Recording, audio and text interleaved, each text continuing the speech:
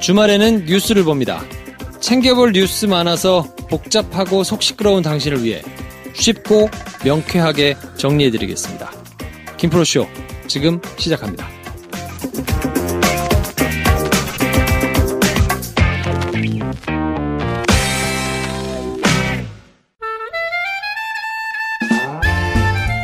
네, 주말에는 김 선생과 함께합니다. 어서 오십시오. 안녕하세요. 이제 일요일에도 저희 목소리를 들으실 수 있겠습니다. 네, 격하게 반응해 주시고. 돼지 엄마 미안해요.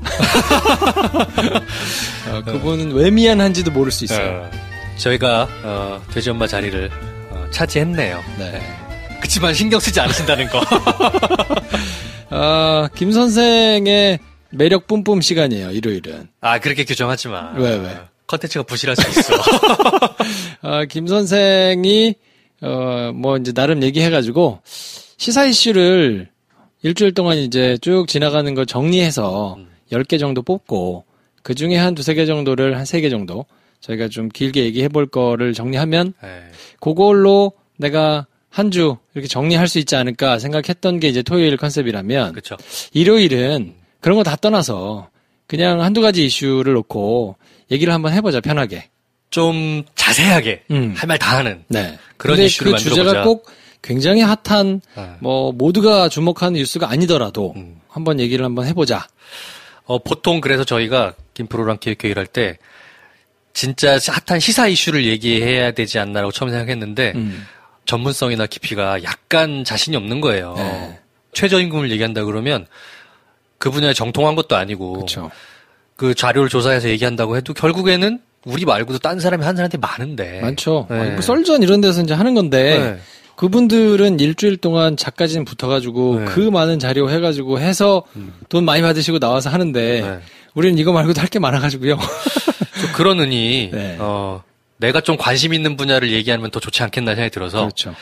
제가 비교적 관심 있는 대중문화 컨텐츠 그래서 앞으로는 이제 이것도 파일럿이니까 몇 번 해보고 반응 안 좋으면 바꿀 수도 있습니다. 그렇죠.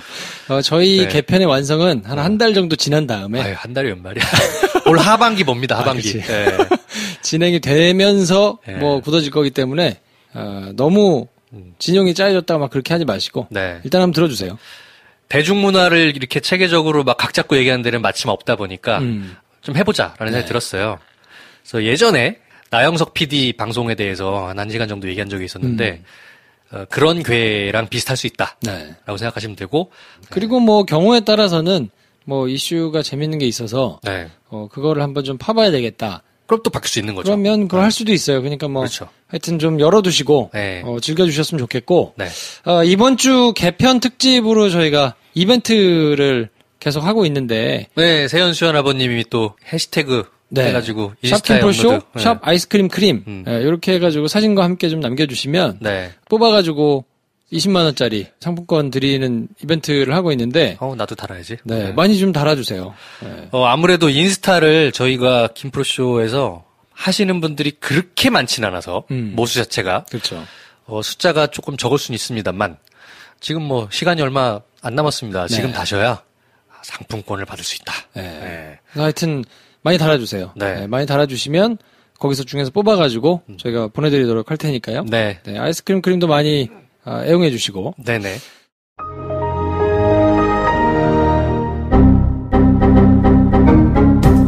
자, 그래서 오늘은 이슈 2개 갖고 왔는데 첫 번째 이슈는 월드컵이 끝났으니까.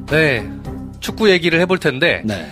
제가 또 축구 얘기를 야구에서 여러 차례 했기 때문에 경기력 분석 이런 거 말고 스포츠에 관련된 중계권료.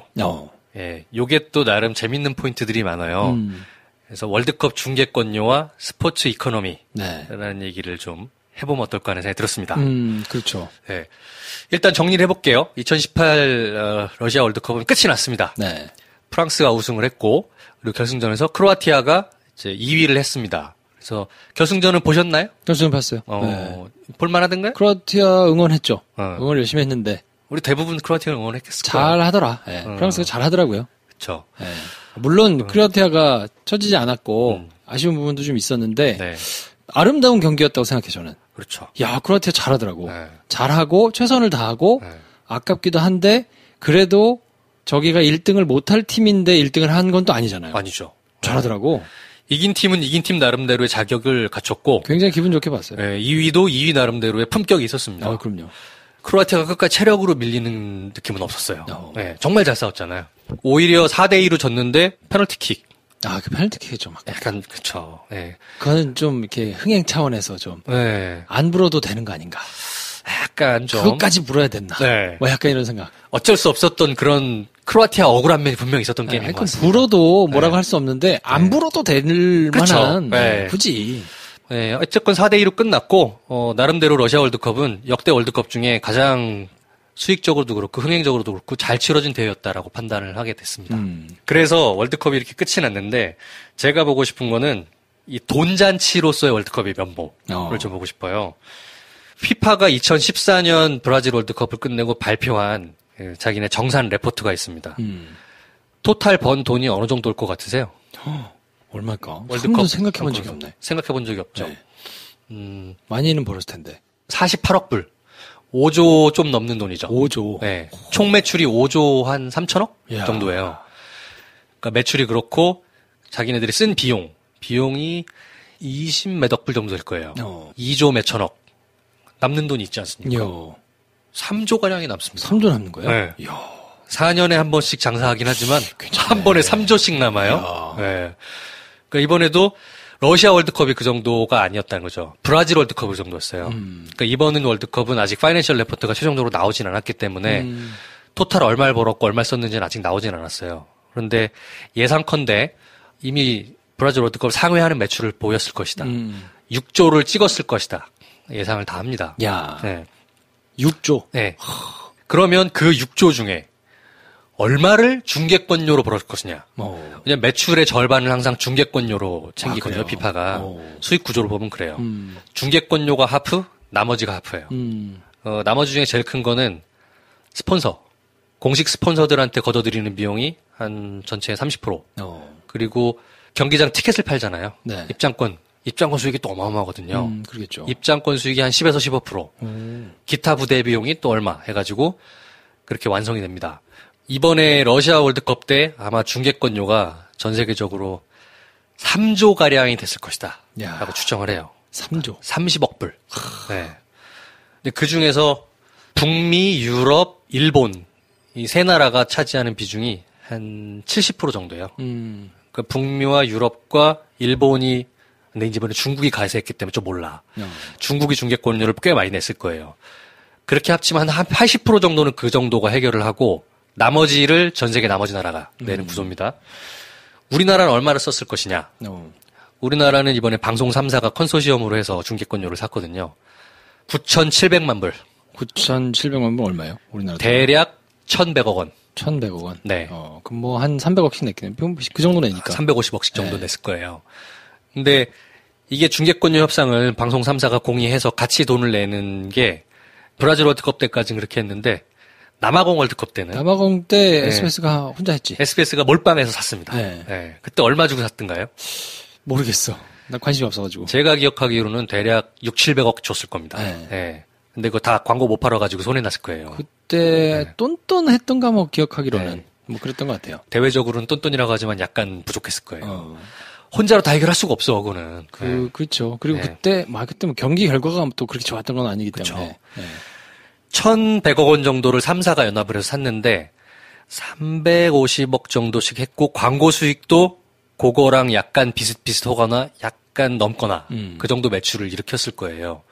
그러면은 이 1,100억 원이라는 숫자가 브라질 월드컵 때보다 한 30%가 증가한 금액입니다. 그러네요. 네. 그리고 피파의 중계권료는 계속 뜁니다. 절대로 떨어지지 않습니다. 네. 그래서 이 1,100억 원을 350억 원씩 썼기 때문에 회수를 해야 되잖아요. 이 회수에 대한 전략들이 이제 여러분들이 지난 한 달 동안 경험한 월드컵 중계 안에 다 녹여져 있는 겁니다. 그 얘기를 하기 전에 우리나라에서 그러면 그 중계권료가 월드컵은 막 한 3조 한대는 3조 좀 넘는다고 하는데 이게 어느 정도 규모냐? 비교를 해드리겠습니다. 프로야구 중계권. 우리나라 KBO 프로야구 중계권이 연간 한 올해 기준으로는 600억 정도 됩니다. 국내 1년 시즌이. 우리나라가. 예. 그 600억 중에 350억 정도가 TV 중계권이에요. 소위 말하는 케이블 TV들. 스포츠 TV 틀면 매일 프로야구 중계하잖아요. 네. 그게 한 350억 정도 하고 나머지 250억이 OTT라고 하죠. 다른 모바일 채널들 또는 전파나 IPTV 이외의 채널들에 나오는 프로야구 중계들이 합산된 게 한 250억 정도 됩니다. 왜 네이버 다음 다 중계하잖아. 그렇죠? 카카오도 중계하고. 그래서 프로야구 우리나라 제일 인기 있다는 스포츠 중계가 프로야구인데 그게 한 600억이다. 600억이면 3조랑 비교하면 얼마입니까? 월드컵 중계인료의 2% 정도가 우리나라 프로야구 중계다 생각하시면 사이즈가 작으니까 네, 대략 비교가 되시겠습니다. 네. 중계권료가 또 비싼 축구가 프리미어리그예요. 네. 프리미어리그가 9월부터 내년 5월까지 한 시즌이 대략 2조 5천억입니다. 물론 중계권이 정말 비싼 데로 넘어가면은 북미의 슈퍼볼이 제일 비싸긴 해요. 그러니까 중계권료를 계산하는 단위라는 게 있잖아요. 네. 그러니까 경기 숫자 그리고 커버리지 사이즈 뭐 이런 걸 다 계산해 보면 결론적으로 보면 제일 비싼 데는 이제 슈퍼볼인데 풋볼인데 그거는 약간 북미 시장에 특화된 콘텐츠니까 미국을 벗어나면은 별로 관심 있는 사람이 없잖아요. 그렇죠. 네.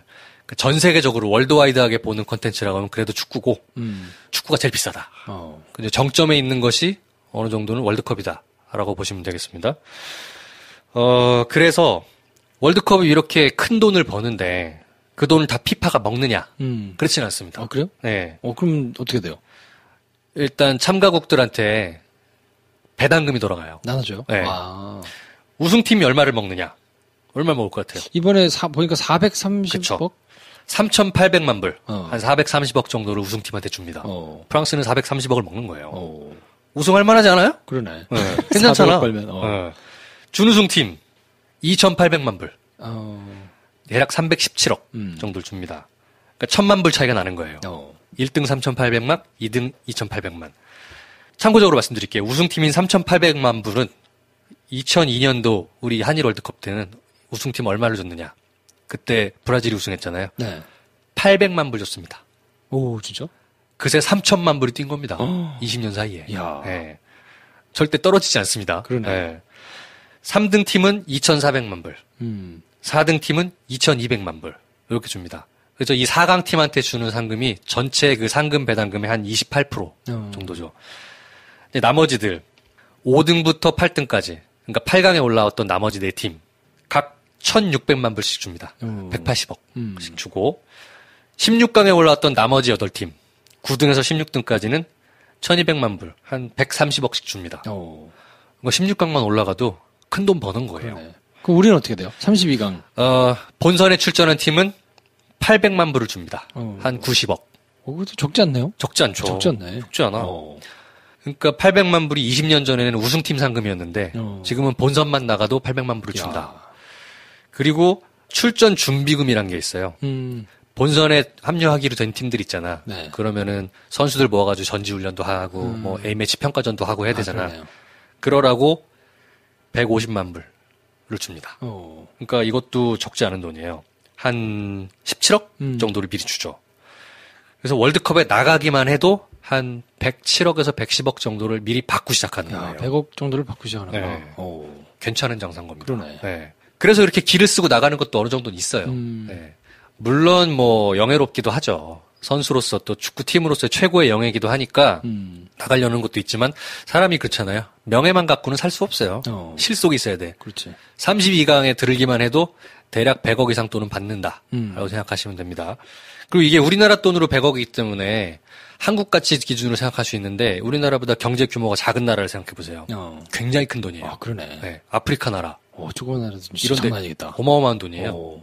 야, 그럼 북한 나가면 장난 아니었겠다. 그때. 장난 아니었지. 네. 그러네. 크로아티아 이런 나라들도 비교적 환율이 우리나라보다 떨어지잖아요. 굉장히 큰 돈입니다. 그러네. 네. 그러나 우리나라보다 잘 사는 나라로 가면 일본이다. 그러면 그렇게 큰 돈은 아니다. 그렇게까지는 아니에요. 네. 그래서 월드컵의 경제적인 이 차등이라는 게 좀 있다. 이렇게 비교하시면 또 재미가 있어요. 네. 그리고 선수들 출전 수당이 주어져요. 근데 이거는 선수들한테 출전 수당을 이제 110억 받은 거에서 각 나라 협회로 지급이 되거든요, 이게. 네. 축구협회로 110억이 딱 들어와요. 대한축구협회에서 알아서 그거를 배분해 주는 거예요. 그래서 얼마씩 받는지는 좀 명확하진 않습니다. 국가대표로 뽑히면 그래도 돈을 꽤 월드컵에 참가하는 것만으로 돈을 번다, 선수는. 근데 이 선수들을 직원으로 보유하고 있는 구단이 있잖아요. 그러네. 그렇잖아. 거긴 또 이렇게 줘야 되잖아. 그때 피파에서 시즌에. 줍니다. 피파에서 선수를 많이 차출한 구단들한테는 선수 참가 비용을 줘요. 굉장히 공정한 룰이에요. 그러네. 그러니까. 근데 이제 참가 비용을 얼만큼 주냐? 하루에 일당 100만 원씩 쳐줘요. 하루에 100만 원? 네. 선수 한 명이 월드컵 기간 내내 이제 우승팀은 프랑스니까 거긴 한 달 내내 들어가잖아요. 네. 30일씩 계산을 하면 인당 3천만 원씩 소속팀 구단한테 꽂아줍니다. 제일 많이 받는 구단이 그래서 뭐 파리 생제르맹이라든가요? 막 그렇대요. 우리나라 같은 경우는 난 이게 궁금해. 상무 소속 선수면 국고로 귀속되나? 그러겠죠. 그렇겠지? 네, 상무면 그러니까 국방부가 맞나? 이게 참 누가 받아야 되나? 네, 애매한 면이 있습니다. 그래서 하여튼 프로 선수들은 그렇게 구단들한테 보상금을 해줘요. 근데 이제 그게 이제 많다면 많고 적다면 적은 돈인데 큰 소속팀에서 뛰는 선수들 입장에서 볼 때는 그렇게 대단한 돈은 아니에요. 왜냐면 축구 선수들은 주급으로 계산을 받는데 주급을 5억 이상씩 받는 선수들이 수두룩하거든요. 그러네요. 그런 사람들한테는 그렇게 큰 돈은 아니고 그냥 영예롭게 명예를 위해서 나오는 거겠네. 선수한테 지급되는 돈은 각 협회가 주기 때문에 그렇고 구단 입장에서 볼 때도 내가 얘를 데리고 있으면 주에 몇 억씩 주는 애인데 그거 보상금으로 한 달에 3천만 원 주잖아. 별거 아닌 겁니다. 많지 않네요. 네. 그래서 그냥 이분하게 평균 내서 주는 돈이라고 생각하시면 되고요. 관계된 사람들한테 이렇게 다 각 나라 축구협회 그 소속팀 구단한테까지 다 골고루 배분이 됩니다. 굉장히 그 큰 돈 요구하는 게임이기 때문에 관계자들의 이해득실을 좀 따져볼 필요가 있어요. 월드컵이란 것에 관계된 팀 누가 있을 것 같습니다. 일단은 이해득실이 관계된 사람들이 일단 피파가 있겠죠. 피파. 네, 제일 큰 돈을 버니까. 그래서 피파가 사실은 여기가 비밀스러운 조직이에요. 알고 보면 전 세계적으로 가장 비밀스럽지만 가장 돈이 많은 조직 프리메이슨 이런 데 제외하고 바티칸하고 피파를 뽑습니다. 두 조직은 돈을 얼마를 벌고 어떻게 쓰는지에 대해서 공개할 의무가 별로 없어요. 의무가 없네. 네. 그러네요. 의무가 없어. 누가 거길 감사할 거야. 피파 누가 감사할 거야. 그러네. 감사할 이유도 없고 할 사람도 없어요. 그래서 피파 회장들이 그렇게 그렇죠. 길을 쓰고. 그래서 제프 블래터라는 되게 오랫동안 했던 피파 협회장이 있어요. 이 양반이 굉장히 돈에 관련된 지저분한 추문들이 많았거든요. 피파로 들어온 수익금을 착복했다 이런 쪽보다는 제가 볼 때는 오히려 유치권, 월드컵을 유치시켜주거나 아니면 피파 주관 대회가 되게 많아요. 네. 여자 월드컵도 있죠. 뭐 U20 대회도 있죠. 그리고 각 지역 예선들도 있죠. 등등등 되게 많아. 그런 것들을 로비를 많이 받는 거예요. 그러겠네. 카타르 월드컵 결정이 됐잖아요. 카타르 월드컵 결정된 시점이 블래터가 있을 때입니다. 받았겠어? 안 받았겠어? 분명한 겁니다. 네. 결국에는 계속 그게 문제가 되니까 블래터는 물러났고 그때 블래터를 견제했던 사람 중에 하나가 또 정몽준이에요. 네. 정몽준 씨가 피파 부회장 하면서 제프 블래터랑 날 세웠거든요. 운영 그따위로 하지 마라. 내가 돈이 없어서 이러겠냐. 나도 재벌이다. 그러면서 결국에는 물러나고 유럽 축구연맹 회장이었던 인판티노 회장이 피파 회장이 됐습니다. 인판티노가 누구냐? 월드컵 이번에 중계 보셨으면은 중간중간에 VIP 박스석에 양국 정상으로 보이는 사람이 딱 앉아있고 가운데 빡빡머리 하나가 앉아가지고 그치. 계속 이렇게도 쳐다보고 저렇게도 쳐다보고 막 이렇게 그 사람. 하는 이런 사람 있잖아. 네. 그 사람이 인판티노 회장이에요. 원래 이제 유럽 축구연맹 회장이었는데 피파 회장으로 올라갔습니다. 이 사람은 블래터의 전철을 밟지 않고 재정적으로 깨끗한 투명한 피파가 되겠다고 선언해서 된 사람이에요. 정몽준 어떻게 됐어요? 정몽준 부회장은 아직도 명예 부회장이긴 합니다. 그래요? 네. 그래서 이 사람 원래 피파 회장을 도전했다가 홀랑 떨어졌죠. 근데 피파에서 여전히 우리는 당신을 명예 부회장으로 인정하고 있습니다라는 오피셜 레터가 최근에 왔죠. 근데 부회장은 별로 실 건 없어요. 네. 명예 부회장은 더더욱 실 건 없고. 그래요? 사실상 회장. 네. 회장이 좌지우지한다. 그리고 사무국의 회장의 사람들 누군지 알 수도 없어. 네. 피파의 재정 감사를 KPMG라는 글로벌 회계 펌이 늘 감사를 해요. 우리나라에서는 삼정회계범이랑 같이 파트너거든요. KPMG. KPMG가 감사를 해서 발표한 게 제가 아까 말씀드렸던 파이낸셜 레포트이기도 해요.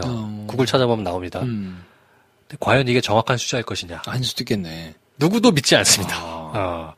KPMG조차도 피파의 하수인이 됐다고 욕하는 사람들이 많을 정도로. 네.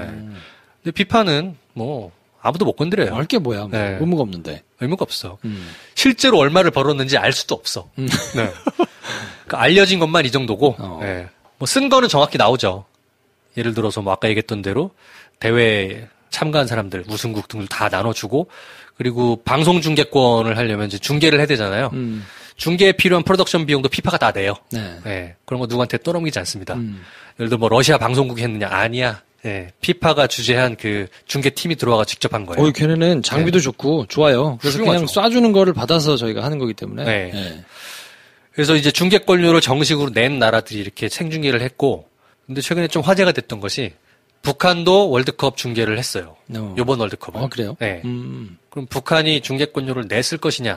냈을까? 안 냈을 것 같은데. 안 냈지. 네. 돈이 어딨어. 이거는 피파가 세계 극빈국들 몇 나라들은 그냥 해주나요? 중계권을 그냥 줍니다. 네.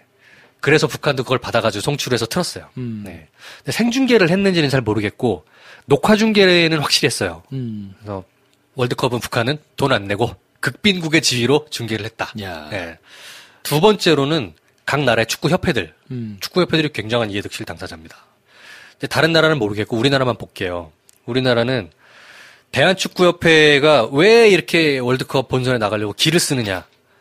물론 명예 뭐 있겠죠. 근데 사실은 돈도 굉장히 큽니다. 진출을 하면 아까 얘기했던 대로 110억 정도를 받죠. 네. 근데 그게 중요한 게 아니라 피파 외에 이제 대한축구협회도 스폰서들이 있어요. 공식 스폰서가. 하나은행, 현대차, 또 뭐 교보 이런 데들이 대한축구협회 공식 스폰서거든요. 나이키. 여기가 연간 내는 돈이 대략 한 300억 정도가 됩니다. 아, 그래요? 네. 대한축협회? 그렇죠. 대한축구협회 공식 스폰서가 되면 축협 A매치들 안에 A보드를 걸 수가 있거든요. 그런 걸로 이제 돈을 냅니다. 기업당 30억에서 50억 정도를 이제 각출해가지고 한 300억 정도를 만들어주는 걸로 알고 있어요. 어쨌건 이 300억이 축구협회를 운영하는데 가장 큰 돈입니다. 네. 왜냐면 정몽규 회장 이번에 욕먹었을 때 큰 게 뭐냐면 당신이 뭐 재벌이니 뭐니 하지만 대한축구협회 찬조금 낸 거 있냐. 몇 년 동안 빠원이라는 거 아니에요. 돈 낼 필요가 없는 거야. 가만히 있어도 한 300억 들어오니까. 그러네. 근데 월드컵 진출 못 하잖아? 장담 못 합니다. 이 스폰서십. 그러네. 없어질 수도 있겠네. 돈 낼 거야? 네가 현대차라고 생각해봐. 돈 낼 거예요? 월드컵도 못 나가는데. 월드컵 나가면 낼게요. 그리고 안 할 수도 있겠네. 그럴 수 있죠. 월드컵 진출을 못하면 이 스폰서십이 뚝 끊길 가능성이 높습니다. 길을 쓰고 나가는 게 중요합니다. 축구협회는 이게 300억을 받으면 그걸 가지고 협회 운영하고 뭐 이사진들 돈 주고 그리고 유소년 축구나 이런 쪽에 이제 돈을 쓰는 거예요. 그래서 월드컵을 만약에 못 나간다 그러면 우리나라 유소년 축구 인프라 구축에 심각한 타격이 직접적으로 연결이 됩니다. 그러네. 네. 그런 연유가 있어요. 그리고 또 하나의 이제 이해 당사자 방송사입니다. 방송사. 네. 실제로 방송사들이 4년에 한 번 돌아오는 이 중계권을 잡기 위해서 돈 300억 이상을 쓰잖아요. 그러면은 대한축구협회 스폰서 내는 그런 기업들보다 더 내는 거예요. 그렇지. 따지고 보면. 네. 근데 왜 내느냐?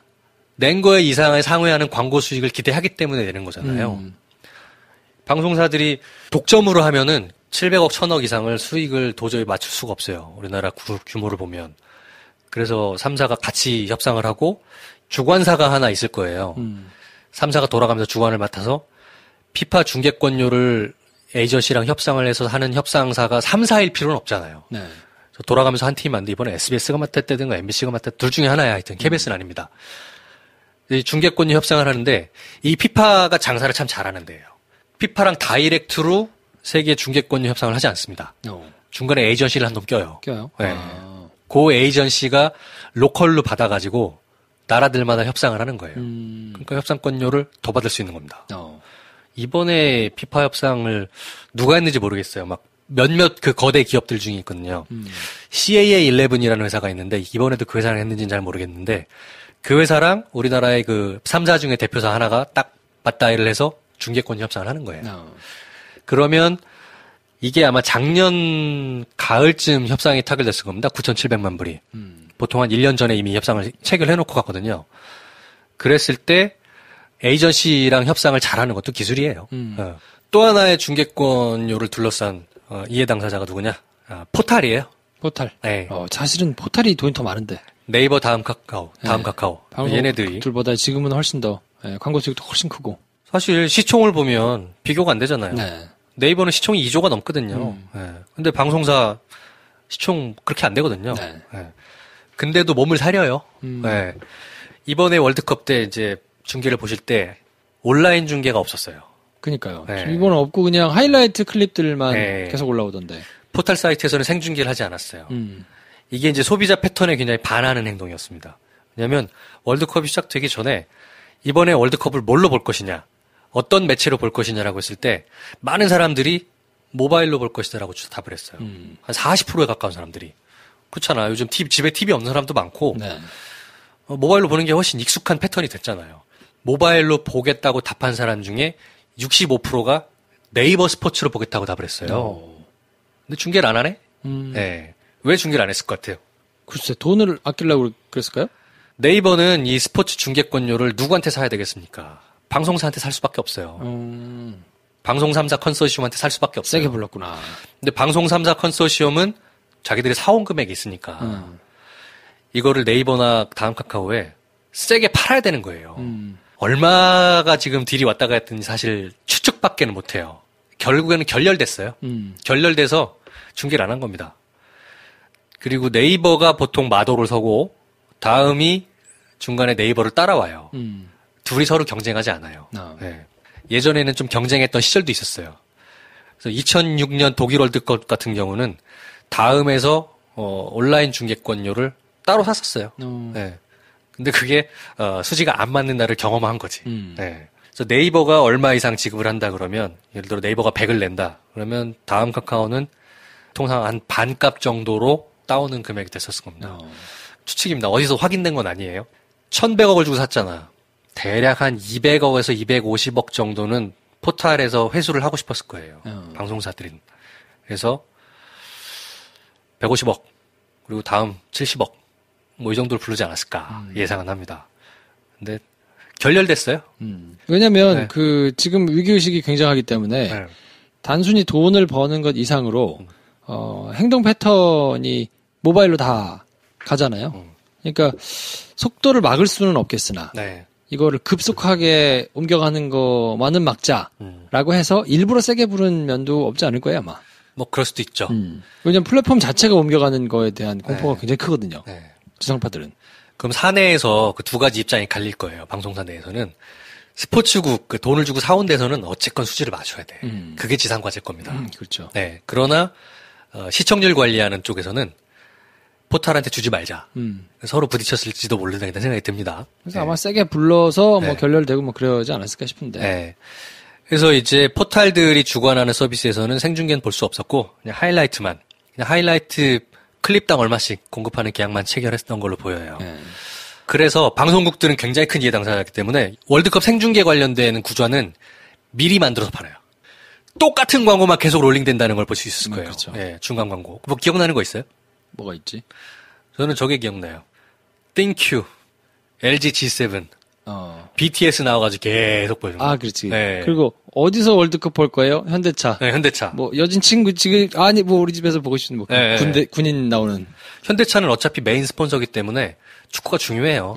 그래서 피파에 이거에 상응하는 돈을 이미 썼고 이거를 계속해서 써먹어야 되기 때문에 중계권 관련된 광고도 무조건 들어옵니다.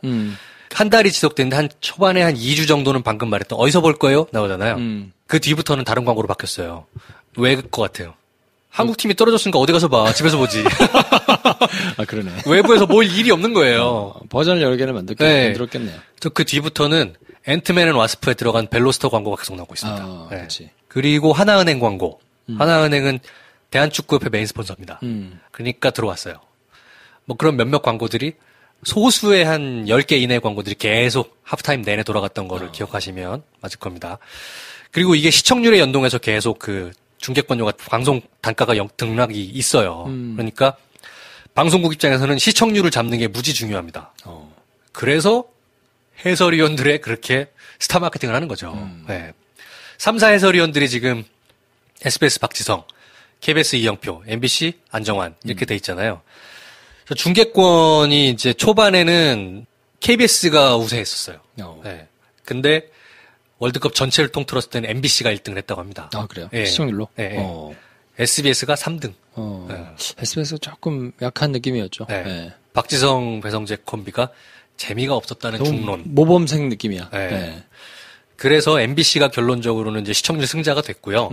3, 4 다 해서 한국전 기준으로 봤을 때 3, 4 시청률을 다 더하면 한 40% 정도가 나왔다고 하네요. 이 정도면 비교적 선방했다. KBS가 SBS를 시청률에서 이겼다고 해서 마냥 웃음이 날 것이냐? 또 그렇진 않아요.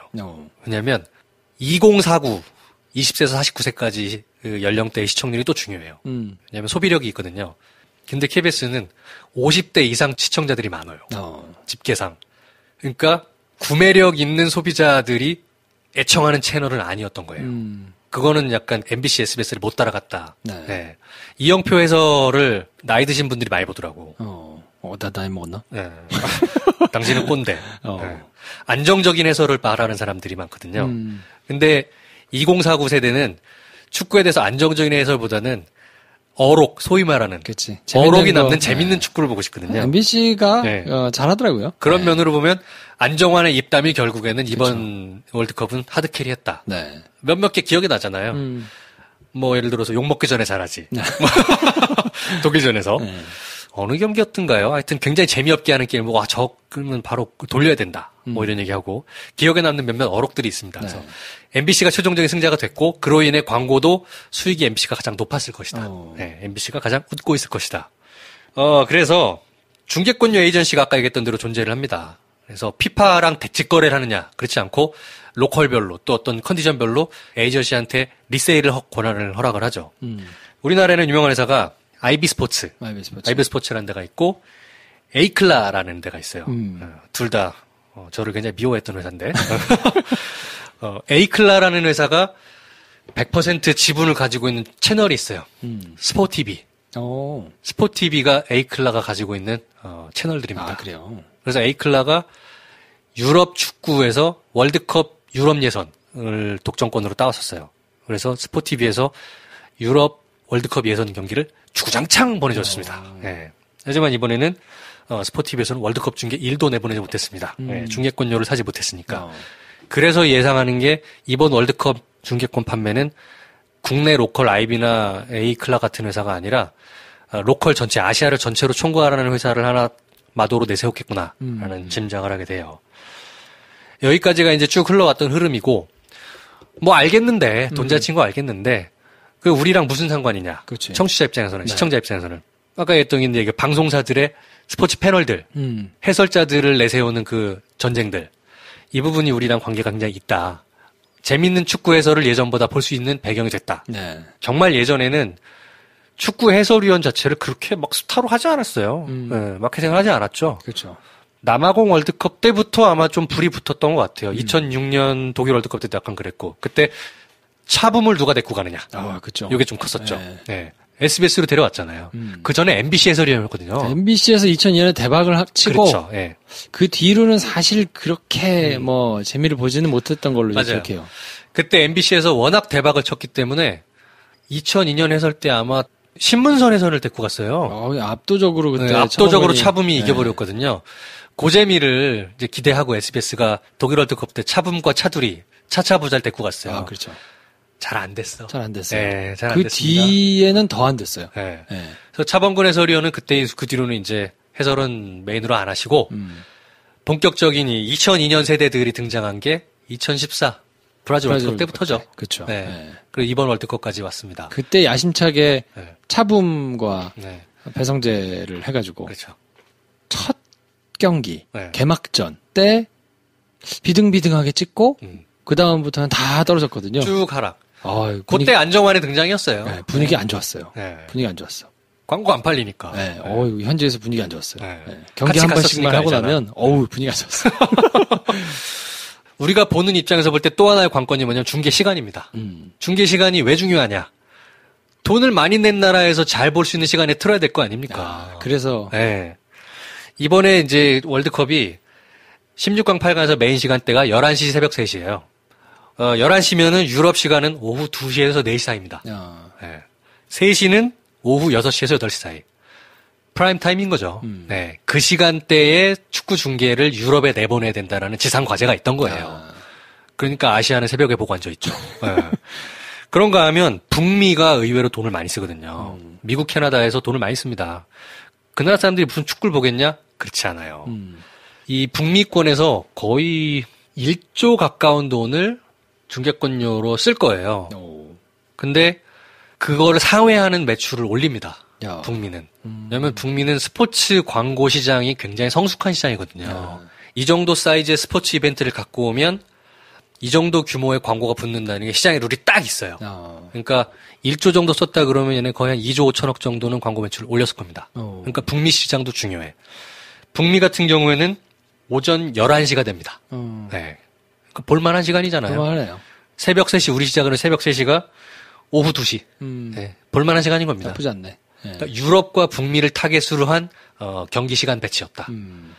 또 하나는 이제 주최국이 그 시간대에 해야 그래도 중계할 만한 시간이 나오잖아요. 표도 팔고. 네. 그 나라 시간으로 새벽 2시에 하면은 어떻게 하란 말이야. 그럴 수는 없거든요. 네. 그런 것들이 다 계산돼서 이게 참 안타까운 면이 뭐냐면 아시아가 아무래도 중계 시장에서는 시간대로는 좀 피해를 보는 면이 있습니다. 네. 밤늦은 시간이나 새벽으로 넘어갈 수밖에 없어요. 이거는 향후에 중국이 월드컵에 나가는 때가 되면 역전 가능합니다. 그럴 수 있지. 네. 중국 시장에 막 네. 불이 붙어가지고 돈이 많이 나오면 네. 그 덕을 우리가 좀 보겠네요. 역전 가능해요. 네. 근데 중계권료 말고도 중국에서 이번에 스폰서 중에 70%가 중국 기업이었어요. 그러니까. 네. 한자 많이 보이던데. 네. 하이센스. 하이센스가 뭐냐면 TP 회사예요. 네. 전자제품 회사. 몽우라고 해서 몽골 몽자에 소우자. 우유 회사입니다. 우유. 네. 우리나라 치면 서울우유 같은 거예요. 서울우유가 월드컵 메인 스폰서를 하고 있다. 야. 중국 기업의 위상이 그 정도다. 야. 생각하시면 되겠습니다. 자, 그래서 이 얘기를 뭐 좀 길게 해봤는데 어쨌건 프로스포츠라는 거는 굉장히 큰 돈의 논리가 작용할 수밖에 없는 스포츠가 됐고 이거는 스포츠라기보다는 큰 비즈니스입니다. 네. 비즈니스로 이해를 하실 때 우리가 볼 수 있는 그 관점들이 되게 많이 생긴다. 네. 축구라 같은 대형 스포츠야말로 스포츠로 볼 게 아니라 엔터테인먼트 산업의 끝판왕이라고 보는 게 적합하다. 네.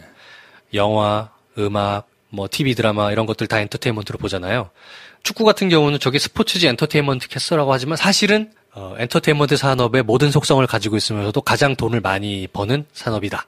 라고 보시면 이 현대 스포츠를 이해하시는데 도움이 되겠습니다. 네. 네.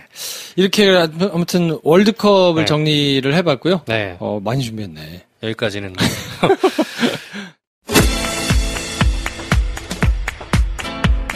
자, 그리고 다음 이슈는 네. 요건 대중음악 이슈. 네. 네. 이게 숀 Way Back Home이라는 노래 때문에 뭐 소소하게 이제 연애란 이런 데 좀 난리 나가지고 시끌시끌합니다. 네. 네. 뭐 이걸 사재기 해가지고 어떻게 뭐 타이틀곡도 아니고 네. 수록곡이고 시간도 좀 지났는데 네. 이게 이렇게 1위를 할 수 있냐? 요 사태를 간략하게 정리해 드릴게요. 네. 숀이라는 인디 아티스트가 있는데 요 아티스트의 음악이 차트 역주행이라고 하죠. 소위 말하는 음원 사이트, 멜론, 벅스, 지니, 소리바다 등등의 차트 순위를 역주행하면서 1등을 찍어버리는 사태가 지난 7월 17일에 있었습니다. 멈춘 시간 속 잠든 너를 찾아가 근데 이제 왕왕 있었던 일이거든요. 예를 들어 뭐 EXID, 위아래 이런 것들도 차트 역주행에서 1등을 낸 케이스고 이런 것들이 없는 건 아니에요. 근데 왜 유독 이 숀의 노래만 논란이 되느냐? 왜 그런 거예요? 빨라서 그런가? 차트 역주행. 그 우리나라 대중음악에서 인기의 척도라는 게 몇 개 있죠. 예전 같으면은 TV 음악 프로그램, 뭐 M 카운트다운이니 뭐 쇼 음악 중심이니 이런 데서 매기는 차트 1, 2등 이게 좀 중요했어요. 옛날엔 그랬죠. 뭐 한 5년 전. 요즘은 그런 데는 쳐다도 안 봅니다. 전혀 안 중요해요. 오히려 지금 중요한 건 음원 사이트. 멜론 뭐 이런 네. 데. 실제로 소비자들이 돈을 주고 음악을 구입하거나 또는 스트리밍으로 듣는 그 사이트의 차트가 현재 음악 순위로 작용을 해요. 근데 이 음원 차트에서 예상하시는 대로 아이돌 음악이 항상 강세입니다. 네. 그리고 K-팝 가끔 나오는 것들이 드라마 OST, TV 드라마의 영향력으로 인해서 인디 음악들이 1, 2등을 하는 거는 굉장히 쉽지 않아요. 쉽지 않죠. 네. 네. 각 회사들이 가지고 있는 마케팅의 역량이기도 하고 또 음악이 대중에게 노출되는 숫자의 한계가 분명히 있거든요. 그런데 인디 음악이 1등을 찍으면 그거 자체로 일종의 현상이에요. 저게 뭐냐? 분석하자. 이렇게 되거든요. 근데 이번 7월 17일 날 시온의 웨이백 홈은 세븐틴, 마마무, 트와이스를 제치고 1등을 했습니다. 네. 그러니까 기라성 같은 아이돌 그룹들을 제쳤죠. 음악 시장에서도 약간 성수기 비수기가 있어요. 영화랑 마찬가지로. 영화도 항상 여름 시장, 그리고 겨울 시장, 그리고 명절 시장 이렇게가 각 회사에서 준비한 애들이 빵 등장하는 시기잖아요. 그때 박스오피스에 1등 찍기 쉽지 않잖아요. 경쟁도 굉장히 치열하고. 그렇죠. 여름 시장 굉장히 성수기입니다, 음악은. 왜냐? 휴가용 음악을 누가 잡느냐. 이게 굉장히 빅뱅이거든요. 여름 휴가 때 길거리에서 많이 울려 나오는 1등 음악이 뭐냐가 그 뒤에 이제 수익과 행사, 광고 이런 거를 많이 좌우해요. 네. 그래서 아이돌들이 다 작정하고 나오는 시즌이에요. 작정하고 실제로 나왔던 시즌이었습니다. 근데 걔네들 다 깨진 거구나. 걔네가 홀랑 깨지고 얘가 1등을 하니까 뭐야 이거. 주목받을 수밖에 없죠. 그렇다면 무슨 동인으로 해서 1등을 했을까 보니까 마땅치가 않은 거예요. 기존의 시각으로 봤을 때는. 그래서 합리적인 의심이 들죠. 얘네 사재기 한 거 아니야? 음원 사재기? 이렇게 의심이 간 겁니다. 음원 사재기는 예전에도 문제가 좀 됐었죠. 한 몇 년 전에. 그 아이돌 그룹 기획사들이 자체적으로 돈을 써서 음원을 사재기를 해가지고 차트에 1위를 만들어버리는 거죠. 그게 문제가 됐던 적이 실제로 있었어요. 근데 여기서 구조적인 문제가 생기는 거예요. 약간의 사재기만으로도 1등을 찍을 수 있는 차트라는 게 문제인 거예요. 영화로 대입해보죠. 박스오피스 1등을 하려면은 돈 써도 될 것 같아요? 많이 써야지. 그 돈 쓸 거면 영화 안 만들면 돼. 그치, 안 만드는 게 훨씬 낫죠. 네. 우리나라 지금 여름 성수기 시즌에서 주말에 1등을 하려면 금토일 3일간에서 적어도 150만은 찍어야 박스오피스 1등을 합니다. 그렇지. 150만이면요. 그냥 돈 150억이에요. 그렇지. 그럴 일이야? 그럴 일은 아니지. 그럴 일 아니죠. 근데 음원 시장은 가능해. 왜 가능하냐면 차트가 조작 이런 사재기 이런 문제가 있어서 우리나라 자체적으로 밤 12시든가 1시든가 부터 아침 7시까지는 차트 순위에 변동이 없어요. 아예 그 시간을 프리징 해버리는 시간이에요. 차트 순위를 조작하는 거를 방지하기 위해서 그렇게 프리징한 시간을 두는 건데 역으로 그럼 밤 12시에 1등 찍어버리면 아침 7시까지 1등인 거예요. 그러네. 네, 그쵸? 그럼 그 1시간 동안에 확 달려들어서 하면 순위를 올릴 수가 있어요. 그거를 대략 법계에서는 10만 다운로드 정도로 봅니다. 네, 그 정도면 그 시간에 순간적으로 1등 만들 수 있다. 한꺼번에 그냥 10만 탁 하면? 네. 곡당 1,000원이에요. 얼마입니까? 얼마예요? 1억이에요, 1억. 1억만 쓰면 1억 쓰면 1등 찍을 수 있어. 최대 1억, 최대. 유혹이 있겠어요? 없겠어요? 그러면 진짜로 한번 달려들만 하겠네. 그렇죠. 네. 마케팅비 웬만한 아이돌 그룹들 홍보비 몇십억대 쓰거든요. 한 곡 내면. 뭐 뮤직비디오 만들고 방송 내보내고 그치. 뭐 이런 등등 돌리고 SNS 바이럴하고 기자간담회 하고 뭐 이런 거 다 합치면 돈 한 10억 정도 우습게 쓰거든요. 그러느니 사재기로 1억 딱 쓰면은 1등 딱 찍잖아요. 1등 찍으면 멜론 탑백 있죠. 네. 우리나라 음악 듣는 사람들의 패턴 중에 굉장히 그 고질적인 패턴이 뭐냐면 저도 그걸로 들어요. 멜론 탑백을 그냥 틀어놓는 거야. 무비판적으로 트는 거예요. 네. 그러면 일단 10위권 안에 차트인 한다 그러면 그렇지. 쭉 가는 거야. 계속 그거 듣다 다시 듣다가 막 계속 그쵸. 그러면 차트 안에 있는 것만으로도 그 다음부터 계속 재생이 되기 때문에 차트가 계속 유지되고 그렇지. 순위가 유지되면 계속해서 그게 인기가 되고 그로 인해서 CF를 찍고 행사를 하고 콘서트를 하고가 유지가 되는 거예요. 야. 돈 1억 쓰면. 이게 유혹 느낄만 하네. 느낄만 하죠. 근데 이제 쇼는 억울하다. 난 그렇지 않다라는 입장인 겁니다. 쇼니 소속되어 있는 회사 이름이 뭐냐면 DC톰이라고 합니다. 큰 회사예요? 안 커요. EDM 아티스트 주로 많은 회사예요. 홍대에 있는.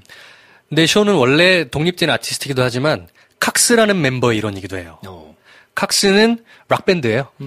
한 2009년, 10년 이때 처음 데뷔했던 걸로 제가 기억을 하고 홍대 인디씬에서 차근차근 잘 성장해서 10년, 11년 이때 떴어요. 그래서 중간에 군대 갔다 오고 어쩌고 좀 있긴 했지만 그래도 페스티벌 헤드라이너급은 됩니다. 펜타포트 락페 이런 데 가면 해외 아티스트 제외하고 국내 밴드로는 헤드라이너급이 됐어요. 되게 유명한 밴드예요. 락 음악이긴 하지만 전통 락 밴드는 아니고 일렉트로 신디사이저 음악관이나 일렉트로 템포 음악들을 적극적으로 쓰는 하이브리드된 락밴드라고 보시면 됩니다. 거기서 하이브리드된 그 신디사이저 음악이나 EDM 템포 같은 것들을 많이 시도하는 아티스트로서 기능하고 있는 게 이 션이에요. 거기서 키보디스트거든요. 그러니까 얘는 칵스 멤버 일원이기도 하지만 EDM 아티스트로도 활동을 하는 거예요. 원래 그럼 실력이 없다고는 못하겠네요. 실력 훌륭하죠. 네. 왜냐하면 이 친구가 프로듀싱한 앨범 중에 엑소 노래도 있고요, 보아 노래도 있고요. 진짜요? 네. SM 아티스트 거 음악을 되게 많이 프로듀싱했어요. 그러니까 SM이 굉장히 좋아하는 EDM 프로듀서입니다. 그리고 걔는 엑소 메인 콘서트 이런데 오프닝 음악 이런 것도 직접 프로듀싱해요. 그러니까 유명해요. 원래 실력이 있는 애네. 실력 있어요. 네. 약간 프라이머리 같은 그런 느낌이라고 생각하시면 돼요. 물론. 아니 저는 그래서 이 사재기 논란 뉴스를 보고 아니 도대체 누구길래 얼마나 문제가 되길래 그걸 틀었어. 좋아 노래가. 음악 괜찮아. 노래 괜찮더라고. 그래서 뭐가 문제지? 그래서 션이 소속돼 있는 그러니까 이게 좀 문제야. 칵스는 소속사가 해피로버라는 데예요. 근데 션은 DC톰이라는 작은 회사에 개인으로 소속돼 있습니다. 그러니까 밴드로는 해피로버, 개인으로는 DC톰. 해피로버는 매년 있는 GMF를 주관하는 회사입니다. 네, 그래서 인디션에서 꽤 유명한 회사죠. 이제 DC톰에서 보도자료를 냈죠. 우린 사재기 한 적 없고 이렇게 얘기하는 거는 음해다. 법적 절차를 밟겠다. 그래서 뭐 명예훼손도 하고 뭐 수사 의뢰도 하고 막 했던데요. 실제로 자기들이 먼저 검찰에 수사 의뢰를 했죠. 그러니까 수사 의뢰한 명목은 뭐냐면 우리 음악이 사재기한 흔적이 있다면 한번 밝혀달라고 멜론에 정식으로 요청을 했어요. 그러니까 뭘 요청했냐면 그 시간대에 불법 이용 내역이라는 게 한꺼번에 몰려드는 게 패턴이라는 게 읽힐 수 있잖아요, 데이터로. 그 시간대에 이용자별 상세 이용 내역에 제공을 해달라고 멜론에 요청을 했어요. 근데 멜론 쪽에서 답을 하지 않았어요. 그러면 정식으로 검찰에 의뢰를 한 거예요. 멜론한테 받아달라. 세게 나간 거죠. 그러면서 악플러들을 또 고소했어요. 그리고 또 하나가 뭐가 있냐면 이 션 노래가 그리고 DC톰이 우리는 이것 때문에 잘 됐다라고 하는 그 근거가 하나 있어요. 페이스북에 가면 너만 들려주는 음악이라는 페이지가 있습니다. 네. 일반인의 소름 돋는 라이브, 뭐 이런 음악 들려주는 사이트들, 그 페이지들 있잖아요. 그 중에 하나가 너만 들려주는 음악이라는 음악 페이지가 있는데 거기서 차트 역주행할 수 있는 근거를 마련해냈다라고 바이럴 마케팅의 일환이었다라고 주장을 하는 거거든요. 실제로 제가 봤습니다. 너만 들려주는 음악을 들어가면 거기가 좋아요 숫자가 한 90만 좀 넘어요. 90만이 좀 넘고 7월 17일 날 차트 1위를 찍었으니까 그날 전 16일, 15일 이때 션 노래가 올라간 그 포스팅들을 제가 봤어요. 호응이 굉장하긴 해요. 네. 공유도 엄청나게 많고 댓글 숫자도 몇천 개, 동영상 조회 숫자가 몇십만 단위가 나와요. 그러니까 페이스북 마케팅을 해보신 분들은 좀 아시겠지만 컨텐츠를 가지고 그 정도의 호응이라면 그리고 인게이지먼트라고 하거든요. 노출된 전체 노출 횟수 대비 소비자들의 활동, 예를 들어 댓글이라든가 공유 횟수, 그러니까 인게이지먼트가 굉장히 높은 포스팅이었어요. 이 너만 들려주는 음악이란 페이지의 힘으로 인해서 된 거다라고 설명을 하고 있거든요. 그러면 하네요. 네. 그리고 너만 들려주는 음악 페이지에서도 자체적으로 우리가 조작했다는 거냐 거기다 입장 발표를 길게 냈어요. 네. 우리는 좋은 음악을 많은 사람들에게 홍보할 뿐이고 우리 페이지에서 이 정도 인게이지먼트 안 나온 아티스트도 많다. 션만 가지고 뭐라고 하는 거는 이 사이트, 이 페이지의 어떤 메커니즘을 모르는 구시대적인 발상일 뿐이다. 또는 알면서도 음해하거나. 그래서 세게 대응을 했습니다.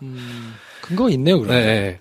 근거가 아예 없지 않아요. 그래서 매니지먼트를 오래 해왔던 한국 연예 매니지먼트 협회라는 좀 이제 예전에 음악 사업을 쭉 해왔던 기획사 대표들이나 매니저들의 연합이라고 보면 돼요. 그 회사 쪽에서는 문제가 있다라고 쌍심지를 켜는 편이고, 그리고 대표로 JYP 박진영 씨가 여기에 대해서 뭐라고 좀 얘기를 했어요. 문제가 있어 보인다고. 구 세력 대 신규 세력 간의 대립으로 볼 측면도 있는 겁니다. 그러네. 그 박진영이 그렇게 얘기한 거에 대해서 왜 굳이 박진영이 얘기했느냐라고 궁금해하실 수도 있잖아요. 그렇죠. 왜 그런 거예요? 이건 저의 뇌피셜입니다만 션의 1등으로 인해서 뒤로 밀렸던 팀이 트와이스입니다. 트와이스 JYP 소속입니다. 직접적으로 조금 타격이 있었겠네요. 그렇죠. 그리고 이 션 노래 전에 올해 3월이었던가 4월인가 닐로라는 음악이 한 번도 이렇게 차트를 역주행한 적이 있습니다. 그 전에는 장덕철이 차트를 역주행한 적이 있어요. 그 둘이 역주행할 때마다 피해를 족족 봤던 게 트와이스였습니다. 공교롭게도. 네. 그래서 그런 억하심정이 생기지 않았나라고 뇌피셜을 저 혼자 생각해 봅니다. 충분히 그럴 수 있겠네요. 네. 네. 근데 다시 이제 역전이 되긴 했어요. 지금은 17일이었고 벌써 이제 주말이니까 벌써 4, 5일 지났잖아요. 여전히 션 노래는 주요 음원 차트의 수위권에 있습니다. 네. 2, 3위권. 괜찮더라고. 네. 네. 그러니까 이거를 어떻게 해석해야 되냐. 기존처럼 이거 사재기 아니냐, 꼼수 아니냐라고 볼 수 있는 측면도 없지 않아 있기는 해요. 왜냐하면 12시에서 1시 사이에 집중적으로 올라갔어요. 올라갈 거면 차근차근 올라가야지. 왜 그 시간대에 올라갔어? 물어볼 수 있잖아. 딴 사람 다 자는데 니네 팬들만 12시에서 1시 사이에 움직였냐. 그리고 니 팬 숫자가 인디 아티스트이기 때문에 적은데 그러면 말했던 것처럼 페이북에 너만 들려주는 음악 듣는 사람들이 그 시간대만 활동하냐. 라고 물어볼 수도 있잖아. 그럴 수도 있네. 애매한 시간대이긴 해요. 그리고 프리징 직전이었다는 거. 네, 차트가 프리징 되기 직전이었던 1시간 동안에 확 올라갔다는 거. 근데 이거는 어떻게 보면 까마귀 날짜 배 떨어진 걸 수도 있다는 생각도 들어요. 저는. 아니 근데 저는 이 지점에서 궁금한 게 그러면 프리징을 안 시키면 되는 거 아니에요? 이제 음원 사이트들에 프리징을 하겠다고 맘먹고 실행된 지가 이제 몇 달밖에 안 됐어요. 그래요? 프리징을 왜 하는 거예요?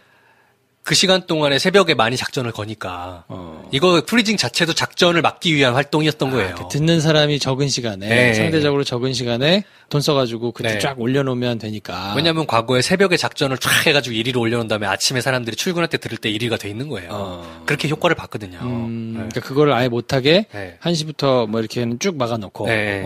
왜냐면 1시로 한 이유는 0시에 보통 싱글 발표 이런 것들을 많이 하니까 네. 1시간 정도는 두고 네. 자연스러운 흐름을 보고 하겠다 뭐 이런 그렇죠. 생각이었겠네요. 네.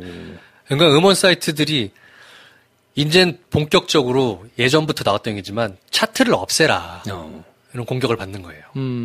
근데 차트를 없애기가 쉽지가 않습니다. 음원 사이트 입장에서. 그렇지. 그게 또 저처럼 소양이 높지 않은 사람들은 좋은 음악을 듣고 싶은데 최신 음악 카테고리를 들으면 약간 들쭉날쭉이어가지고 그쵸. 이게 좋은지 잘 모르겠더라고요. 근데 일반적으로 다 좋아한다고 그래가지고 들으면 또 그냥 들을만해. 그러니까 그냥 취향 없는 사람들이 사실 듣는 것 같기는 한데 이게 또 뭐냐면 양날의 검인 게 음원 사이트 운영자들에게도 중요한 마케팅 툴이에요. 그 차트가. 그리고 겉으로 대놓고 말은 하지 않지만 음원 사이트도 자기들이 소속사 개념처럼 데리고 있는 아티스트가 있거든요. 아이유가 어디 소속이에요? 멜론이에요. 그러네. 네. 이용하겠어요? 안 하겠어요? 그건 뭐 확인되진 않았지만 그럴 가능성이 업계에선 있겠죠. 공공연한 비밀입니다만 이용합니다. 이용하고 그리고 음원 제공하는 기획사들과의 협상 시의 레버러지로 왕왕 씁니다. 이 차트를. 못 없애는 거야. 그 허점을 이용해서 이런 현상들이 벌어지는 거예요. 멜론한테 이 션 쪽에서 요구를 했대잖아요. 그 시간대에 달라. 특이 상황이 있으면 달라. 못 주는 이유가 있어요. 한번 주기 시작하면 다 줘야 되고. 왜냐면 주게 되면 그 차트가 어떻게 형성되고 어떻게 1위가 매겨지는 게 메커니즘이 드러나거든요. 그러면 장난질을 자기도 칠 수가 없습니다. 이건 힘든 거예요. 야, 이거 또 복잡한 게 외통수에 걸린 겁니다. 그러니까 상대적으로 음원 사이트들에서는 이상한 데서 꾹 입을 다물고 있습니다. 그러네. 만약에 사재기를 했다 치면 피해자는 이 음원 사이트잖아요. 1차적인 피해자가. 네. 그럼 뭐 또 딱히 피해자라고 할 수는 없는 게. 왜냐면 자기들의 공신력이 손상당한 거니까. 그러네요. 왜냐면 멜론에게 가장 중요한 거는 가입자들인데 가입자들이 볼 때 멜론을 못 믿겠다라는 인상이 생긴 거기 때문에 피해자예요. 하지만 아무 말도 하지 않습니다. 그러네. 네. 그래서 이 문제는 지금 서로 간에 진실 공방으로 뭐 가고 있고 그리고 제가 볼 때는 이 진실 공방이 밝혀지기도 힘듭니다. 수사를 해야 끝날 텐데 사실 이런 사안은 그렇게 막 각 잡고 수사를 하겠어요? 할 가능성이 좀 적기 때문에 하기 쉽지 않습니다. 그래서 오히려 이 사태는 제가 바라볼 때는 음악 시장이 많이 변했다라는 측면을 봐야 돼요. 무슨 뜻이냐면 홍보와 유통의 논리가 많이 달라졌다는 거죠. 전엔 같은 경우는 음악을 처음 출시를 하게 되면 어쨌건 대중에게 많이 노출하는 게 중요한 거였잖아요. 대중에게 많이 노출할 수 있는 방법론으로 제일 먼저 선택된 것이 당연히 방송국이었습니다. 방송국 음악 프로그램, 그리고 라디오 출연 이런 것들이었어요. 그런데 지금은 정말 음악에서만큼은 방송국의 위상은 한참 뒤입니다. 그렇죠. 한참 뒤에요. 유통 플랫폼인 음원 사이트 거기가 1순위로 여겨졌던 게 최근 한 3년이에요. 근데 그마저도 이제는 SNS 채널로 옮겨갔습니다. 페이스북, 인스타그램, 또 네이버의 V앱 같은 데들의 노출이 훨씬 더 알차요. 네. 그리고 거기서 노출됐을 때 반응이 훨씬 빠르고 정확합니다. 그렇기 때문에 제가 말씀드렸던 너만 들려주는 음악 90만 단순 계산해보죠. 90만이 좋아요를 한 페이지에 한 번 노출된다 그러면 대략 감가상각해도 한 70만 정도에게는 음악이 노출된다고 봐야 돼요. 아주 손쉽게. 그리고 포스팅을 그 다음날 첫날에는 뮤직비디오를 올립니다. 똑같은 음악을. 둘째 날에는 같은 아티스트가 했던 라이브 음악을 올립니다. 그 다음날에는 같은 아티스트가 했던 방송 출연분을 올립니다. 그러면 같은 음악이 1, 2, 3, 3번 노출되는 거죠. 그러면 손쉽게 150에서 200만이 노출이 되는 거예요. 방송으로 보자면 시청률 한 5% 정도가 나오는 거예요. 근데 시청률 5%짜리 방송에 그렇게 길게 나가려면은 홍보비 많이 들어요. 그렇지. 네.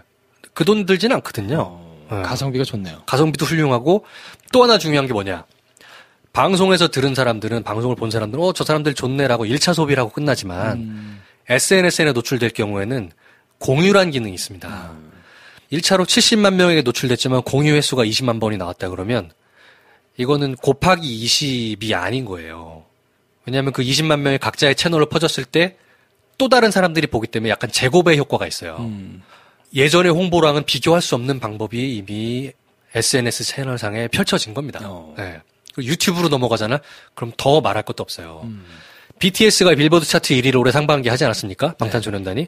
어떻게 했겠습니까? SNS가 없었다면 할 수 없었던 일이에요. 룰이 바뀌었다. 네. 그 룰이 바뀐 거에 대해서 저는 구 매체를 이용했던 그 프로듀서들이 요구하는 것들, 걔네 쇼는 사재기 한 거 아니냐라고 의문을 제기하는 게 좀 웃겨 보여요. 본인들도 할 수만 있다면 그렇게 하고 싶을걸? 네, 그렇죠. 그렇게 봅니다. 결과적으로 보면 음악에 완성도는 차치하고 흥행하는 노래 또 대중들에게 많이 사랑받는 노래랑 많이 듣는 노래가 결국엔 장땡이에요. 모수로. 그러면 사람들이 많이 몰려있고 많이 노출될 수 있는 플랫폼이 그냥 장땡인 겁니다. 그런 세대가 됐어요. 네. 그래서 저는 이 차트 역주행 사태는 SNS나 신규 매체들, 페이스북, 인스타그램들을 어떻게 이용하느냐에 따라서 왕왕 등장할 수밖에 없는 사태일 거라고 생각하고 쇼네이 노래는 상징적으로 보여주는 사건이다 라고 보고 싶습니다. 그래서 네. 권력 이동됐다. TV는 이미 찌그러진 지 오래되고 음원 사이트 차트 신뢰도 잃은 지 오래됐고 이제는 그거를 만들어낼 수 있는 SNS가 다수 존재한다 라고 생각합니다. 마지막으로 이거에 대해서 이제 매듭 짓는 말씀을 윤종신이 이 사태에 대해서 얘기한 게 있어요. 음원 사이트의 차트는 현상을 반영하는 거라고 봐야 되잖아요. 네. 하지만 지금의 멜론이나 벅스 차트들은 차트 자체가 현상을 만들어내고 있다. 이런 차트는 존재할 이유가 있느냐. 그는 기존의 음원 사이트들이 차트를 가지고 쳐왔던 장난질에 어쩔 수 없는 결과물이다. 라고 해석하시면 보시는데 별로 지장이 없겠습니다. 네. 네. 자, 그래서 오늘은 김 선생과 함께 월드컵과 쇼네 음원 사재기 네. 논란 요거에 대해서 한번 살펴봤는데 2번, 3번, 4번, 5번씩 들어주세요. 네. 자, 그래서 주말에는 김 선생과 함께 이런저런 얘기를 이제 같이 해볼 거고요. 네. 저희가 이제 일주일 됐는데 이번 달까지는 막 이렇게 저렇게 많은 시도를 좀 할 테니까 하여튼 좀 재밌게 들어주시고 많이 남겨주시면 좋겠습니다. 오랜만에 혼자 열심히 떠들었더니 목이 아프네요. 야, 이게 매 일요일마다 네. 김영민 씨가 이런 느낌이었군요. 네. 그냥 물어만 보면 되니까. 물어보고 빤히 쳐다봐. 나 뭔가 리액션이 있어야 내 얘기를 할 텐데. 네. 자, 그래서 다음 주에도 김 선생 모시고 주말에 네. 찾아뵙고 오늘은 이 정도에서 정리하겠습니다. 네. 다음 시간에 뵙겠습니다. 고맙습니다.